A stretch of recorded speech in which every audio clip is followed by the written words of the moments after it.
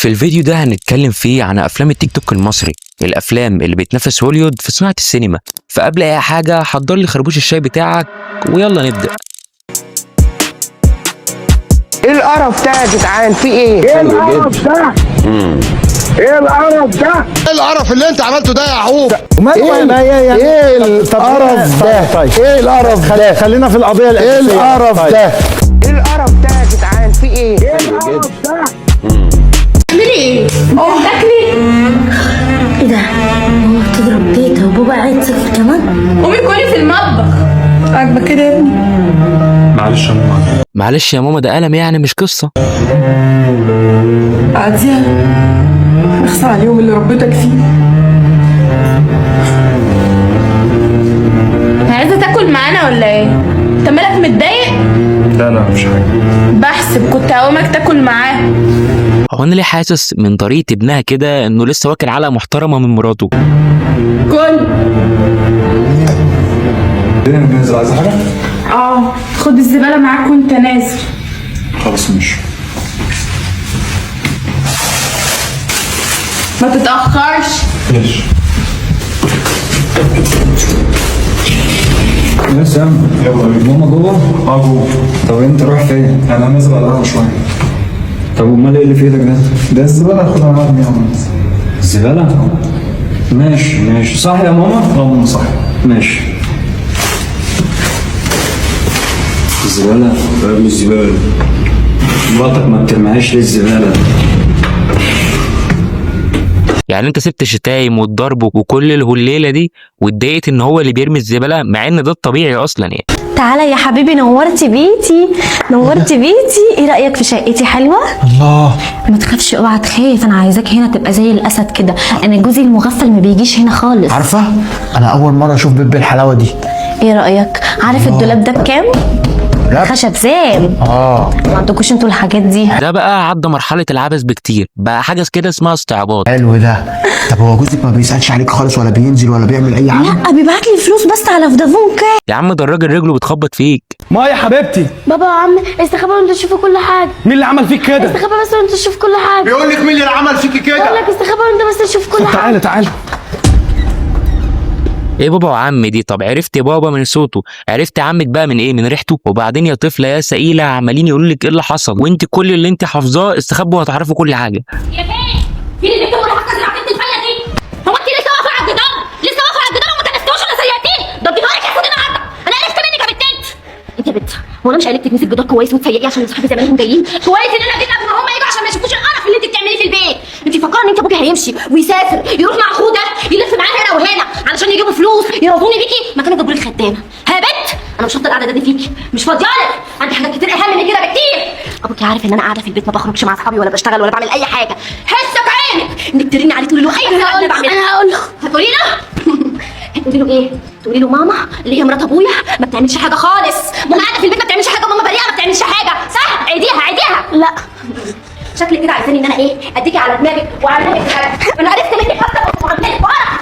انا لما اجي ابوكي هعرف اشوف حل مع نفسك وفيكي. لازم البسك تهمه كده وطلعك عينك خسرانه مش كويسه، وان انت بتخرجي بقى وتقعدي عند اصحابك وتسهري ما بتسمعيش كلامي. ايوه عشان تتربي وتتعلمي الادب، عشان بقالك 75 ساعه واقفه على الحيطه مش عارفه تكنسيها ولا تسيقيها. ها؟ بيفكر ان الفلوس اللي ابوكي بيبعتها هتكفيني ان انا اجيب خدامه تخدمني؟ انا زهقت منك وما بقتش طايقاكي. البيت ريحته قذره جدا من قرفك انا مش عارفه الحيطه اللي انا واقفه عليها مش نظيفه، مفيش حاجه نظيفه في البيت. اعمل فيكي ايه يا بنت؟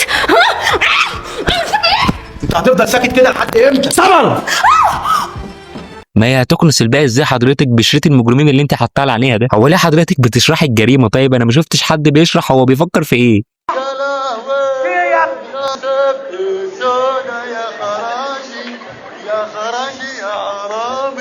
يا لهوي بابا. تقف على الباب كده ليه؟ ومين ده؟ معلش يا ابي. طب هو بابا ولا ابي بس عشان نفهم؟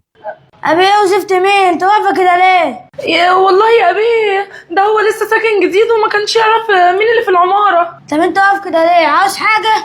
مؤاخذة يا باشا، أنا كنت عايز أتجوز بنتك. ما عنديش بنات للجواز. ليه بس كده يا بابا؟ ده جاي يخبط على الباب. بقول لك ايه، مش الرجاله واقفه؟ يلا خش جوه. حاضر.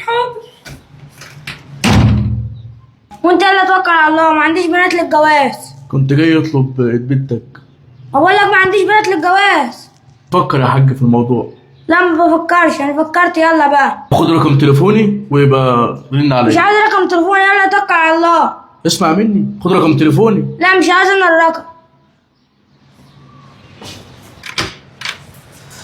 بقولك ايه، انت واقف مع واحد غريب ليه؟ وانا مش مالي عينك ولا ايه؟ معلش والله يا بابا، ده هو كان جاي يخبط على الباب وعايز يتقدم لي، وانا قلت له ان انت مش موجود. لا انت ما قلتلوش ادام انا مش موجود يبقى ما تفتحيش لحد غريب. حاضر حاضر يا بابا، خلاص والنبي ما تعصبش نفسك. انا بحذرك مش هحذرك تاني. خلاص يا بابا بقى، ما انا قلت لك حقك عليا، انت قافش ليه كده؟ انت عارف ان انا راجل حمش ومينفعش حد غريب يشوف بنتي. يلا خش جوه. حاضر حاضر.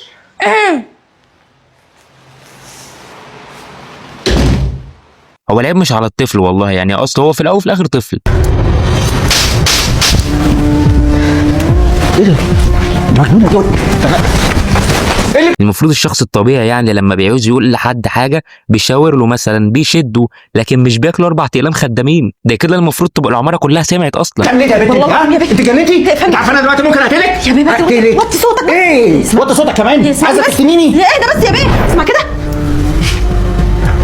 ايوه يا حبيبتي، وحشتيني. اخبارك واخبار محمد ابني ايه؟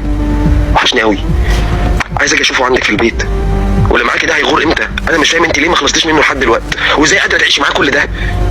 بقول لك ايه، اخلصي منه باسرع وقت وبلغيني اول ما يمشي عشان اجي اشوف ابننا، ماشي؟ بقول لك ايه، هو بابا راح فين؟ كان هنا دلوقتي بس تلاقيه رايح الحمام ولا حاجه. طيب ماشي. بقول لك ايه، انا مش عايزه جنان، ها؟ هو كده كده خلاص مسافر النهارده رايح شغله، فهو وهي ليه تكلم عشيقها جنبه؟ عندها اصرار غريب على الخيانه، مش فاهم. ما في ايه يا جماعه؟ ما تمدوا ايديكم وتاكلوا بسم الله. هو ايه ده؟ ايه ده؟ الاكل فيه بويزن؟ الاكل شكله حلو قوي. ايه ده؟ ايه الورقه دي؟ بويزن؟ يا ماما انت ما عملتيش حمام ولا ايه؟ ايه ده؟ الاكل فيه بويزن؟ هو انت كل مرة يا ماما؟ ايه ده؟ الاكل فيه بويزن؟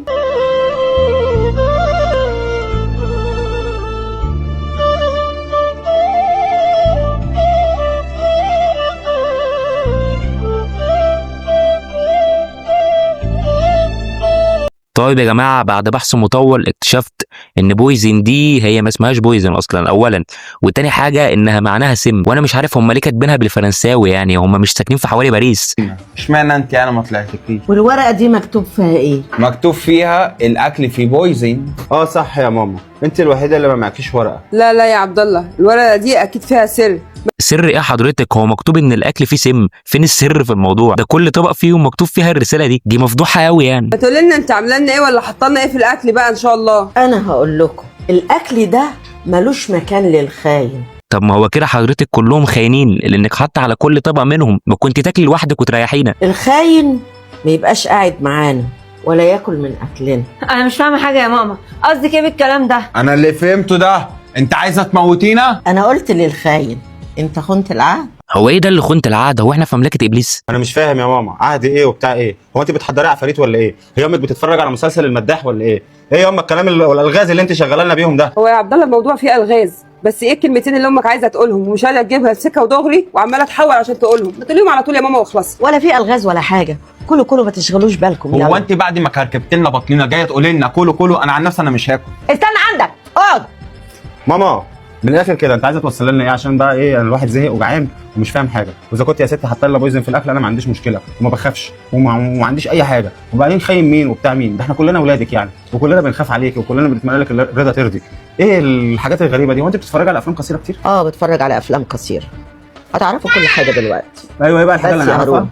الحاجه اللي هنعرفها، بص يا جماعه انا هقول لكم بقى من الاخر، امكم زعلانه مننا كلنا وفاكرانا ان احنا مش حاطين ايدينا في ايديها، وهي طالبه مننا كان كل المفروض ان احنا كل واحد يدفع لها على الاقل 1000 جنيه في الشهر، احنا الاربعه ب 4000 جنيه في الشهر يظبطوا معاها الدنيا، وهي حاسه ان احنا مقصرين في حقها ومش قادرين ان احنا نديها وفاكره ان احنا منفضين لها، بس والله يا ماما الموضوع مش زي ما انت فاكره خالص. انا واسلام وريم وريهام قررنا ان احنا اصلا داخلين جمعيه مع بعض وداخلين جمعيه كبيره وهنديكي مبلغ على بعض وتخليه معاكي، وفي نفس الوقت هنزق معاكي، بس هي الظروف بس اليومين دول هي اللي ضيقه، انما احنا مش مقصرين معاك في حاجه. واذا كنت يا ست فاكرانا بقى ان انت هنخاف من موضوع البويزن ومش البويزن، مش ده اللي فيه بويزن اهو، انت ما تعمليش كده ولا دماغك تجيبك لكده، اذا كنت عايزه تضايقينا فاحنا ما بنتضايقش. خلصت كلامك؟ اللي انا عايزه اوصله يا ريم، انا طبعا كبرت في السن، بعدين الاول انا مش محتاجه ان حد يديني فلوس، بس كان نفسي ان انا احس بالاهتمام، الاهتمام من ولادي. مش محتاجه حاجه يا امي، عايزه حاجه؟ احنا عندنا الخير كتير وعندي وانتوا عارفين، بس ده حاجه واهتمام ولادي ليا حاجه. طب حلو والله الكلام الجميل ده. ايه بقى علاقته بانك برضه حاطه سم في الاكل؟ كفايه بقى اول حد هنا، ما تنساش اللايك والاشتراك. عايزين نوصل 10000 بقى في اسرع وقت. اشوفكم الفيديو الجاي. كان معاكم زياد،